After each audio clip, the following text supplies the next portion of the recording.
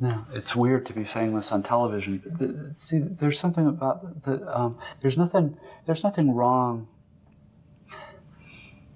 It's not that there's anything wrong with being interested in stuff that's interesting and attractive.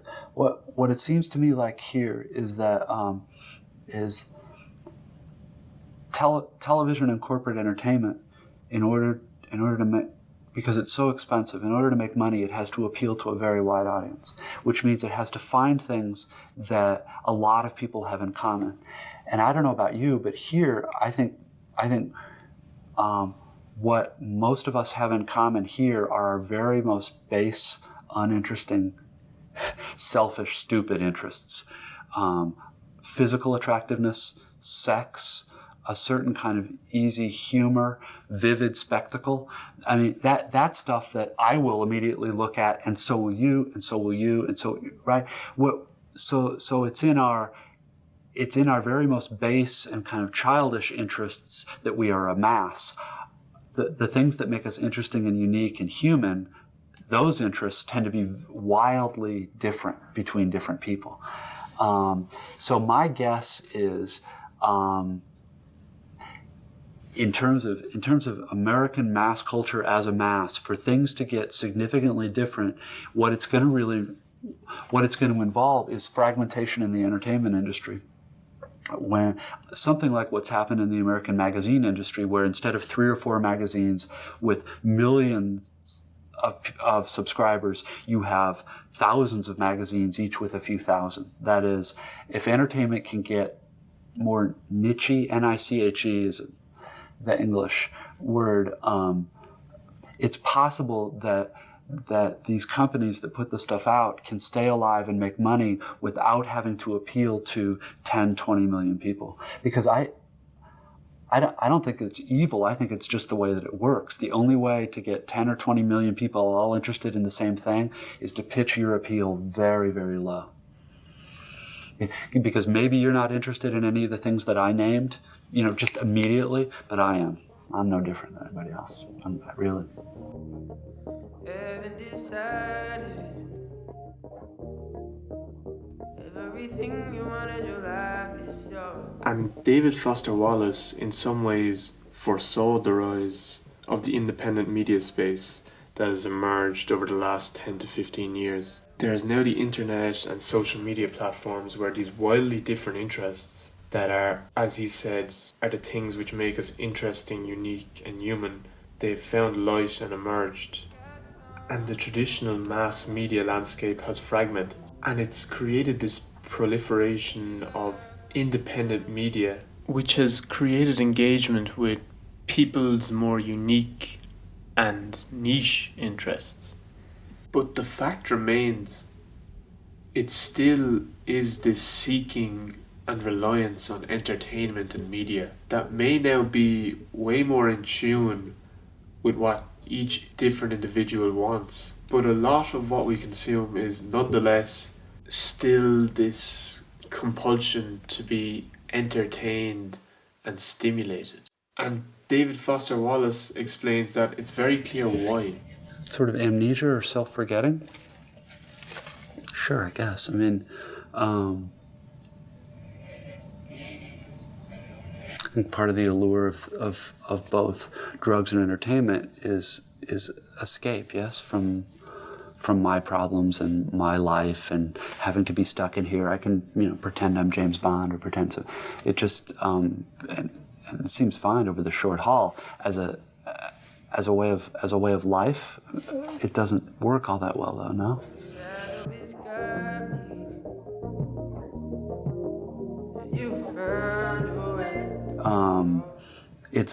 It seems to me to be and this isn't a very original thing to say. It's a pretty natural extension of corporate capitalist logic, which is I want to feel exactly the way I want to feel, which is good, for exactly this long, and so I will exchange a certain amount of cash for this substance, and I will do it. But it's all of course a lie, because the control gradually goes away, and it stops being that I want to do it and becomes that I feel I need to do it. And that shift from I want something to I feel I need it is a big one. Yes, I mean. Most of the problems in my life have to do with my confusing what I want and what I need. Entertainment was already something that you could get sucked into and escape and lose track of time in. But because of the proliferation of the market and the competition that creates, it's now just become all about grabbing and holding on to individuals' attention. We've all heard the term attention economy, with time being the new currency. And I would say, much to David Foster Wallace's horror, we've become a society that is largely entrapped by entertainment. And the last part is the most pertinent. The things we need are probably things like quiet reflection, time to think about things uninterrupted for a while, time to consider or pray. But those parts don't get fed. And it's the want of entertainment and escape that does instead. And if this stimulation is taken away, where you are suddenly without the comfort of your phone or technology or any sort of stimulation for that matter at hand, there is this instant micro level of panic and anxiety because you realize you are suddenly on your own. Now in this moment without this distraction, and you might have to confront yourself and really think about things. And I think this is the dread of quietness that David Foster Wallace speaks about. No, it's, there's a difference though, I think, between being mildly bored, but then there's another kind of boredom that I think you're talking about, which is reading requires sitting alone by yourself in a quiet room, and I have friends, intelligent friends, who don't like to read because it's not just bored. There's an almost dread that comes up, I think, here about having to be alone and having to be quiet, and you see that when you walk in. When you walk into most public spaces in America, it isn't quiet anymore. They pipe music through. And the music's easy to make fun of because it's usually really horrible music, but it seems significant that we don't want things to be quiet ever anymore. And to me, I don't know that I could defend it, but that seems to me to have something to do with when you feel like the purpose of your life is to gratify yourself and get things for yourself and go all the time. There's this other part of you that's the same part that can kind of is almost hungry for silence and quiet and thinking really hard about the same thing for maybe half an hour instead of 30 seconds, that doesn't get fed at all. And it makes itself felt in the body in a kind of dread in here. And I don't know whether that makes a whole lot of sense, but I think it's true that here in the US, every year the culture gets more and more hostile.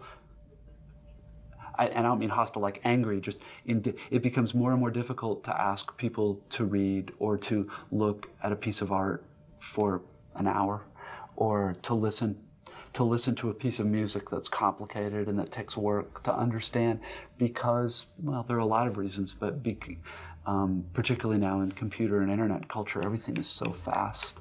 And the faster things go, the more we feed that part of ourselves, but don't feed the part of ourselves that likes quiet, that can live in quiet, that can live without any kind of stimulation.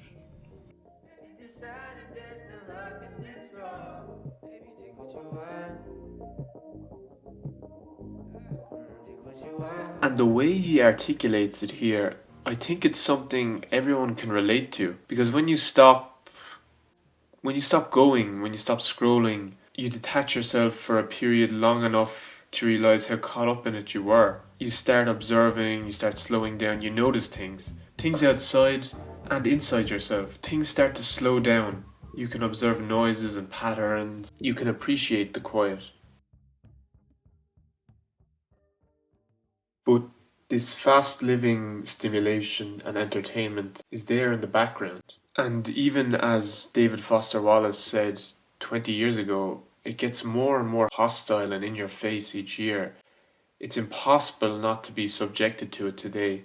I mean, in the present world, it's inescapable, really. And the next thing you know, you're thrown back into it, perhaps unwillingly, to this insistence on stimulation in the modern world.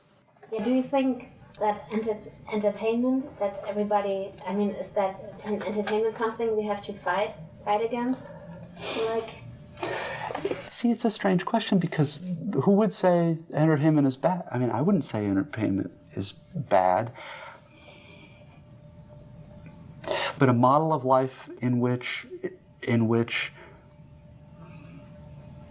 have a right to be entertained all the time seems to me not to be a promising one, right?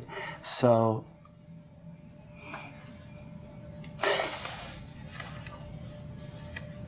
and this won't translate, but of course one of the insidious things about it is that entertainment is so goddamn entertaining. So like imagine this show were running on American TV and I were sitting in this hotel watching it. Okay, we've got this pointy-headed nerdy guy talking about this stuff, or I've got, Pamela Anderson running on a beach, or a hilarious comedy. Which one am I going to watch? When I'm saying, there's no if fighting against entertainment is even required, how does one do it unless? Well, there are two options. One is you direct the attack only to people who are willing to listen to the complexity, but those aren't the people who are enslaved by entertainment anyway. Or you find some way to make the attack on entertainment entertaining, in which case you've been captured by the very thing you're fighting against. It's very, very strange. Yeah, that's exactly the dilemma. Yes. That's exactly it. It's not that people are or are not enslaved by entertainment. I think everyone falls on a continuum of how much the attention economy and stimulation affects us, because we are also predisposed to it in the modern age. Are there any means of rebellion? Sure. So, what would it be? Well, there are people doing it all over the place. I don't know about people rappelling down buildings and getting tear gassed and stuff. The people I know who are rebelling meaningfully, don't buy a lot of stuff and don't get their view of the world from television, and are willing to spend 4 or 5 hours researching an election rather than going by commercials. And the thing about it is that in America we think of rebellion as this very sexy thing, and that it involves action and force and looks good. And my guess is the forms of rebellion that will end up changing anything meaningfully here will be very quiet and very individual, and probably not all that interesting to look at from the outside. I'm now hoping for less interesting rather than more interesting. Violence is interesting, and horrible corruption and scandals and rattling sabers and talking about war and demonizing a billion people of a different faith in the world. Those are all interesting. Sitting in a chair and really thinking about what this means and why the fact that what I drive might have something to do with how people in other parts of the world feel about me isn't interesting to anybody else. That was very close to the truth, but I don't think it's going to make much sense.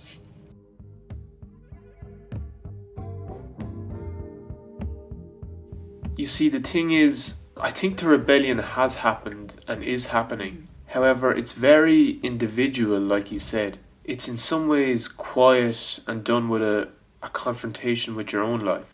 I mean, you're not going to see protests on the street with placards saying change the intrusive and inescapable entertainment culture. But I think it's very American in style in terms of the individualistic element. It's this kind of independence and seeking out information and enjoyment yourself, but analysing what's put in front of you and kind of saying no. It's countercultural, and it's engaging in difficult but rewarding tasks that interest you individually, and there's this detachment from this cheap, algorithmic, attention-grabbing, flashy kind of clickbait material, and also detachment from this consumerism that promotes you to buy every new thing, each new product that is thrown in your face. It's like this kind of mindset that I won't just buy whatever is put in front of me. How does this help me? Do I really need this, or is this just something I want? Kind of going back to David's point. And just consideration, sitting and really thinking. And it ties into this excellent and really practical book I read a while back by Cal Newport called Digital Minimalism, with one of the core tenets, as far as I remember, being like the words of Henry David Thoreau in the you might remember him from the Dead Poets Society pledge to live deliberately. I'll now read the traditional opening message by Society member Henry David Thoreau. I went to the woods because I wanted to live deliberately. I wanted to live deep and suck out all the marrow of life. And I think this silent rebellion is people rejecting the easy, mindless, stimulating path put in front of them and being very deliberate now in how they live and very intentional as well. Not trying to make the difficult things that involve thinking entertaining. Not putting on music when you're studying or reading something difficult. Not trying to make these tasks easier. You have to separate it. Separating the confrontation with difficult things, with complex things, things that make you have to think and analyse and rethink and be reflective and critical, that need real time to figure out. Separating that time than the time with entertainment. Because the world is trying to mix the two. Everything has become intrusive. You can't be alone with work anymore. You can't be alone with these things. And having this dedicated, separate time for entertainment that is enjoyable but quality. And it can involve, I remember that was a part of the book too. Your time to switch off doesn't have to go back to this cheap entertainment. It can involve learning a new skill or new tools or just kicking a ball outside off the wall, but it's not that cheap, algorithmic, easy kind of base entertainment that he mentions. And I find personally the more I isolate these things, the more I'm deliberate about work and the things that are difficult but I enjoy in the end and entertainment, the more I like and thrive in the work, and entertainment kind of fades into the background. Don't you know, talking about